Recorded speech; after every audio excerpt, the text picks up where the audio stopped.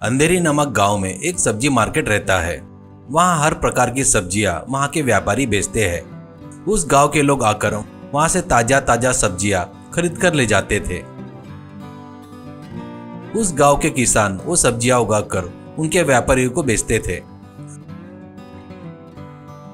उस गांव के पास में एक वाटरफॉल और उसके नजीक में एक तालाब रहता है।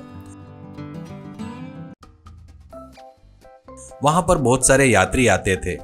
वहां पर हर प्रकार के खाने की गाड़ियां स्टॉल लगे थे। बच्चों को खेलने के लिए पार्क, चढ़कर घूमने के लिए घोड़े भी थे। यात्री लोग वहां पर फोटो खींचकर खुश होते रहते हैं तो बच्चे घोड़े पर घूमकर पार्क में खेलकर मस्ती करते थे। उसके बाद वो पूरे यात्री वहां तालाब में बोटिंग भी करते थे। इससे बोट वाले की भी कमाई हो जाती थी। उस तालाब को नीलामी में बोली लगाकर जीतने वाले का नाम राजेंद्र था। राजेंद्र बहुत अच्छा आदमी था। वहां उसके तालाब में मछली पकड़ने वाले बोट यात्रियों को घुमाने वाले बोट वालों से ज्यादा पैसे नहीं लेता था। उसको फायदा नहीं हुआ तो भी चलेगा, सभी लोग खुशी और अच्छे से रहना करके सोचता था। पर उस गांव का सरपंच उससे एकदम उल्टा ही विरुद्ध था। उसका नाम महंती था। वो लालची और दुर्बुद्धि से भरा हुआ था। वो गांव की भलाई के बारे में कभी भी नहीं सोचता था। जो भी निधि मंजूर होकर आता था वो सब महंती ही दबा लेता था। वो बड़ा गुंडा रहने के कारण गांव के लोग उससे डरकर कुछ भी नहीं पूछते थे। एक दिन उसका दोस्त मुकुंद मुंबई से आकर उसको मिलता है।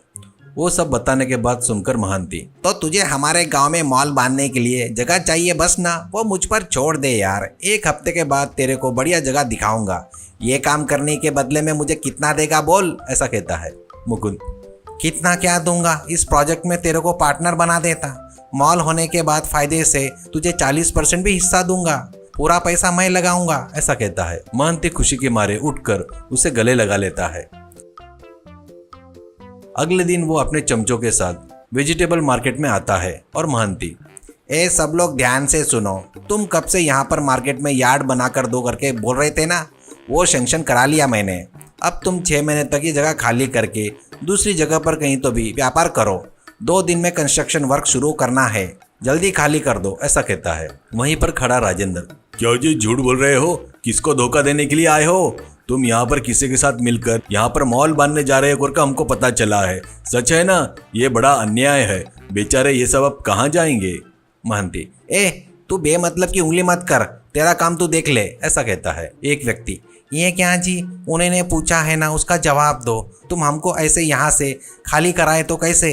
ये सच कह रहा है क्या, ऐसा कहता है। महंती, हाँ रे ये सच है। तो अब क्या, तेरे को कितना चाहिए बताओ, तुम्हारे मुंह पर पैसे मारता। नहीं बोले तो तुमको मेरे बारे में पता है ना, बुलडोजर चढ़वा कर खाली करवा दूंगा, ऐसा कहता है। एक व्यक्ति, तो ठीक है, कितना देते तुम बताओ, ऐसा कहता है। महंती, कितना बोले तो जितना सरकारी रेट होगा उतना देता। यहाँ पर 1 गज का 4000 रुपए है, उतना ही दूंगा मैं, ऐसा कहता है। राजेंद्र, क्या 4000 देते क्या? असल में मार्केट का रेट कितना है पता है क्या? 1 गज का 20,000 रुपए है। इतने कम में वो नहीं मानेंगे, ऐसा कहता है। महंती, तू बीच में कौन है रे? तुझे अच्छे से बताए तो समझ में नहीं आ रहा है क्या? बुलडोजर वाले को बुलाओ रे, अपने चमचों से कहता है। बस कुछ देर में बुलडोजर वहां पर आता है। वो लोग कितना भी चिल्लाए तो भी ना सुनते हुए वो बुलडोजर उस मार्केट के दुकानों को, गाड़ियों को तहस नहस कर देता है। वो देखकर सभी व्यापारी दुखी हो रहे थे। तो राजेंद्र, तुम चिंता मत करो, वो यहाँ पर मॉल कैसे बनाता मैं देखूंगा। तुम लोगों से केस डलवाकर कोर्ट में जीतूंगा।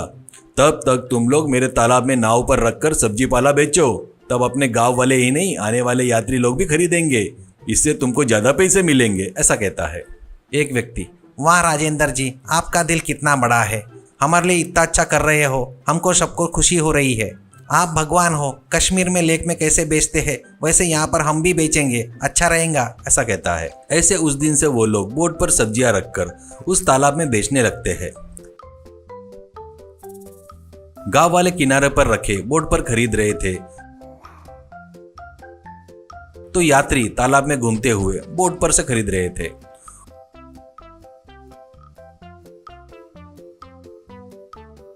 उनको मिलने वाले पैसों को देखकर व्यापारी बहुत खुश होते हैं। बाद में राजेंद्र कोर्ट में केस डालता है। वाद विवाद चलता है। कुछ दिनों बाद जज केस की पूरी तफसील करके महंती को जेल की सजा सुनाता है।